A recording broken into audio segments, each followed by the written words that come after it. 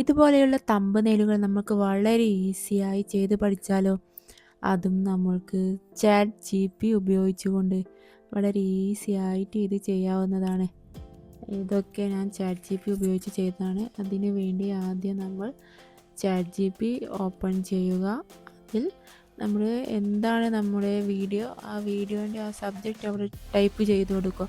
അപ്പോൾ ജസ്റ്റ് ഞാൻ ഇവിടെ ഒരു ചായ ഉണ്ടാക്കുന്നതിന് വേണ്ടിയുള്ള ഒരു തമ്പനെയിലാണ് അത് കൊടുത്ത് അസ്സലായി നമുക്ക് എങ്ങനെ ചായ ഉണ്ടാക്കാൻ പഠിച്ചാലോ എന്ന്. അപ്പോൾ അതിൻ്റെ അടിയിൽ കൊടുത്തതാണ് important thumbnail image YouTube shorts. ഷോർട്സിന് വേണ്ടിയാണെങ്കിൽ ഷോർട്സ് എന്നും ലോങ് വീഡിയോക്ക് വേണ്ടിയാണെങ്കിൽ ലോങ് വീഡിയോ എന്നും കൊടുക്കേണ്ടതാണ്. ഇതുപോലെയാണ് കിട്ടുക. അടിപൊളിയായിട്ടില്ലേ കൂട്ടുകാരെ? ഇഷ്ടമായെങ്കിൽ ലൈക്ക് ചെയ്യണേ, സബ്സ്ക്രൈബ് ചെയ്യണേ. Thank you.